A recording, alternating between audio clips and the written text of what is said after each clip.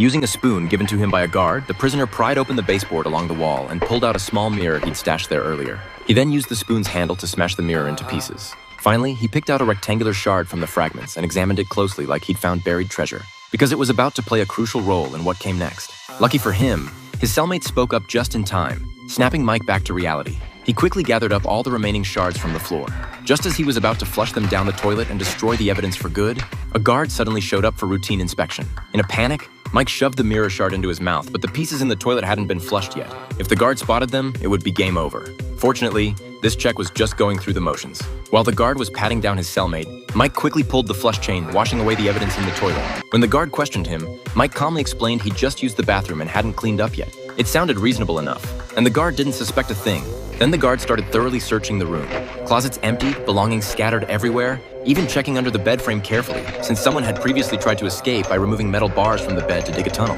After the search turned up nothing suspicious, the guard finally left. Once the coast was clear, Mike took out the long strip of mirror and secured it firmly to a toothbrush handle. Just like that, he'd created a makeshift surveillance device. By sticking it outside the door, they could monitor every move the guards made. With this eye, their escape plan had an extra layer of protection. As for the tools they'd need to break out, those came from the very bed frame the guards were most vigilant about. They unscrewed the bolts one by one and removed a section of the most useful tool. Then they moved the stack of papers piled in the corner and used the spoon to pry up the floorboards, revealing the hard concrete underneath. They planned to chisel through here, but this was bound to make a lot of noise, and their cellmates worried it would alert the patrolling guards. But Mike couldn't worry about that now. He raised the tool and started pounding away. The loud banging scared their new cellmate so badly he immediately covered his ears. To him, this was basically announcing their location. Right at that critical moment, they heard footsteps approaching. But Mike showed no signs of stopping, and the others could only silently pray they wouldn't be discovered. Surprisingly, the guard acted like he hadn't heard a thing and walked right past their door. The truth was, they'd planned everything out before starting. They'd bribed the prisoners in the neighboring cell with a big bag of candy to deliberately break their toilet, then report it to get a maintenance worker over. That way, the noise from fixing the toilet would mask the sound of Mike pounding on the floor. The noise problem was solved, but the concrete layer was exceptionally thick and couldn't be broken through in a short time. After working at it for a while, Mike gradually ran out of steam and had to let someone else take over. They took turns, continuously hammering away for 3 solid hours, finally breaking through that layer of concrete. Next, they just needed to clear out the dirt underneath. One person dug while the others hauled the dirt out, using food bowls as transport containers and stuffing it into bags. Just like that, these prisoners managed to dig out a massive hole. Mike lit a torch and tested it out, discovering the hole led underground. As long as they could find the drainage outlet below, they could follow it and escape. To make sure the plan was foolproof, Mike decided to send someone down tonight to scout it out first. Before that, everyone filled the excavated dirt back in and sealed the hole with boards to prevent any surprise inspections from the guards. For tonight's operation, the prisoners made 2 human-shaped dummies from waste paper. By pulling the strings attached above, the fake figures would move just like real people. Soon it was lights out, and when the guard came to check, Mike and another cellmate quickly moved the boards aside and hid while the others obediently lay back in their beds. When the guard approached, they waved and pulled the strings on the dummies, creating the illusion that the other 2 were still in bed. The guard didn't notice anything and turned to leave. Once it was safe, Mike pulled out the hacksaw and other escape tools he'd hidden in the boards. Then the 2 followed their plan and climbed down through the hole, with their cellmate tossing down a rope afterward and tying the other end to their foot so they could wake them up when Mike returned. Before long, they reached a metal grate, and the hacksaw came in handy. To avoid guards hearing the noise during their rounds, Mike would stop every 20 cuts to listen carefully. If they were discovered by a guard, the entire escape plan would be blown, and their lives might even be in danger. But this grate was made of metal and couldn't be completely sawed through in a short time, so Mike and his companion had to take turns. After half an hour of effort, they finally cut through the bars. They quickly climbed through the window into a basement. Originally planning to find a passage leading to the outside world, they found that no matter where they went, all exits were firmly locked with iron doors. There was no way out. Left with no choice, Mike had to reinstall the grate. Just then, he noticed a pile of discarded windows with metal bolts that could be sawed off and used as keys. Mike had just started sawing the bolt when he heard guards' footsteps, and they quickly hid. 2 guards on duty had snuck down to the basement to chat, completely unaware that 2 prisoners had just slipped around the corner. However, the guards soon doubled back, though fortunately they didn't notice anything unusual. After they left, the 2 didn't hesitate. Mike immediately picked up the saw and kept working.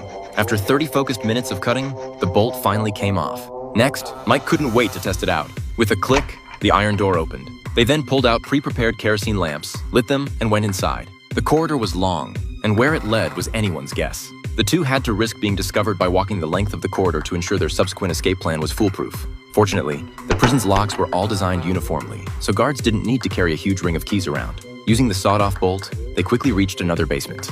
Just as they were about to continue forward, they encountered those same 2 guards from earlier and immediately hid.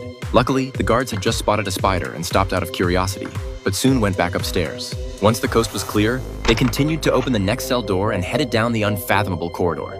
After relentless effort, they finally found the door leading to the sewer, but the lock was a spring lock that couldn't be opened with an ordinary key. So Mike simply sawed off the latch, then used a match to wedge the cut steel bar back into place, making it undetectable to guards while still easy to open and close. Upon entering the sewer, they found the way forward blocked by thick cement. This cement was extremely solid and couldn't be broken with ordinary tools, but the cement used on the adjacent wall was of poorer quality and would scrape off with just a little force. Mike said they could break through in just a few days and would bring tools tomorrow to officially start. By now, dawn was breaking and guards would soon do their rounds, but they still hadn't returned, and their cellmates were anxiously calling out at the hole. Fortunately, the two made it back just in time.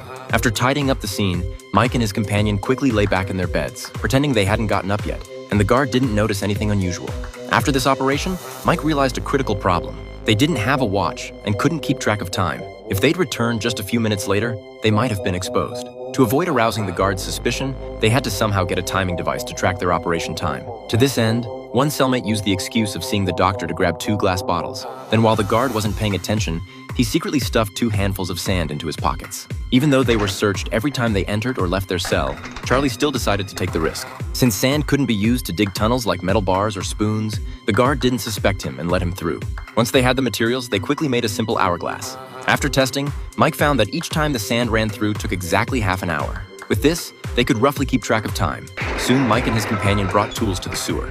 They first built a temporary platform with boards, set up the hourglass, then Mike drew a mark on the wall and started chiseling. The cement here was poor quality and was quickly chiseled open by the two, revealing the bricks inside, which were the real obstacle. During a break, Mike modified the bolt into a key. Checking the time, he found it was already 2 a.m. Time to go back and switch shifts. He gently tugged on the rope tied to his cellmate's foot to wake him up. Right then, the guard came to do rounds, and once again they fooled him with the dummies. Then Mike brought the next shift to the designated spot, reminded them of the precautions, and went back to rest. The 2 cellmates also began their day's work. The next day, trouble arrived. The faucet in the room broke and water kept leaking. If the sound was discovered while digging the hole at night, it would inevitably bring guards and ruin the plan. To prevent any accidents, Charlie notified the guard, explaining the faucet was broken. Soon, the guard helped them contact the prison's plumber. It was daily exercise time, and all prisoners went out to work out, leaving only 2 prisoners responsible for fixing the faucet.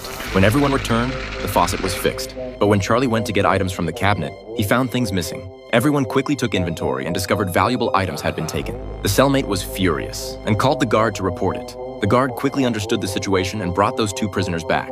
After giving them a lesson, John recovered the items from their pockets. What's special about this prison is they allow inmates to resolve conflicts themselves, as long as it doesn't go too far. That night, they continued chiseling the wall. John in the room told Mike he wouldn't leave with everyone. He was staying behind, because if he escaped, the police might give his mother trouble, and he didn't want to drag his family into this. But John would still continue helping dig the hole, and Mike understood. 3 days later, they'd excavated a considerable space in the cavern. Just as John was working enthusiastically, the opening suddenly collapsed without warning, instantly burying him under the rubble. Seeing this, Mike immediately rushed forward to rescue him, but the area was filled with a massive amount of brick and stone. With his strength alone, there was no way he could clear it in a short time, and John was in danger of dying from lack of oxygen at any moment. In desperation, Mike frantically dug through the dirt with all his might. After a few minutes, he finally saw John's hand emerge from the rubble. Just like that, John escaped death and survived. However, just as they were preparing to rotate and rest, the guard suddenly came to check. Charlie could only temporarily block the hole with clothing. It turned out the guard had discovered a hacksaw missing from the storage room and suspected it had been stolen by prisoners, so he immediately launched a search. When the guard checked near the cardboard, everyone was on edge, terrified he'd discovered the hidden cavern underneath. At this critical moment, a colleague searching next door called that guard away. They seemed to have found something else unusual. Then the guard left with his people, and everyone finally breathed a huge sigh of relief. They realized time was running out and had to immediately accelerate their progress, breaking through the tunnel completely before the guards caught on. Otherwise, only a dead end awaited them. So everyone worked even more desperately, not daring to waste even a second. Through everyone's combined efforts, the wall was finally broken through. Freedom was within reach. They sped up their movements and soon opened an exit.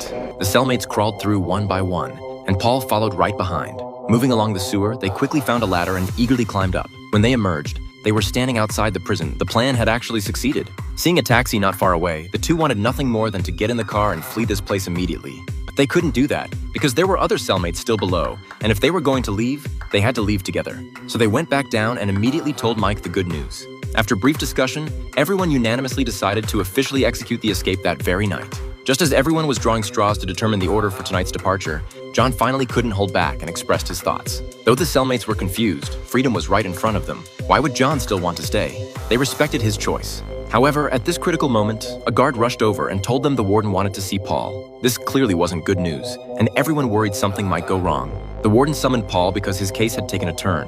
His wife had unexpectedly dropped the lawsuit.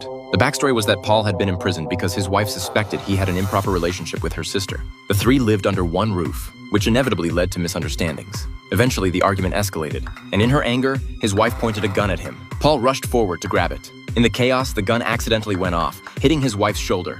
His wife was furious and took Paul to court, accusing him of attempted murder, and the court sentenced him to prison for attempted homicide. But just before the escape, things took a turn. Perhaps his wife had finally cleared her head, which meant Paul's charges might be reduced, or he might even have a chance at release. When Paul told his cellmates this news, they didn't seem happy, but instead looked worried. Obviously, they found it hard to believe a case review would drag on this long. He must have discussed other things with the warden. However, looking at Paul's sincere expression, they couldn't find any reason to doubt him. After the guard finished checking the cell and left, everyone started grooming themselves, preparing for tonight's escape. After saying goodbye to John, the cellmate gently moved the cardboard aside. At that moment, disaster struck. Just as he was observing his surroundings, the camera panned to show a large group of guards already at the door, all staring directly at them. No! Everyone instantly understood. Paul had betrayed them. The cellmate angrily tried to rush over and teach him a lesson but was blocked by guards. No matter how much they resisted, it was futile, and ultimately their escape plan completely failed. Although Paul's wife had dropped the lawsuit, Paul had still injured someone and would face at least 5 more years in prison. To get out early, he could only rely on the warden, so he chose to betray his cellmates in exchange for the warden's trust. Watching his captured cellmates, Paul didn't know what to say. He was then locked in a new cell, and the story ended there. Actually, before Paul arrived, it had always been Mike and 3 others sharing the cell, and they'd been planning the escape for a while. But the new cellmate's appearance forced them to temporarily shelve the operation. Dragging it out would only increase the risks. After considering it, the 4 figured that since Paul shared a cell with them, he'd discover the plan sooner or later, so they came clean. However, they never expected it would result in Paul's ruthless betrayal. Sure enough, people's hearts are hard to read. You can never be too careful.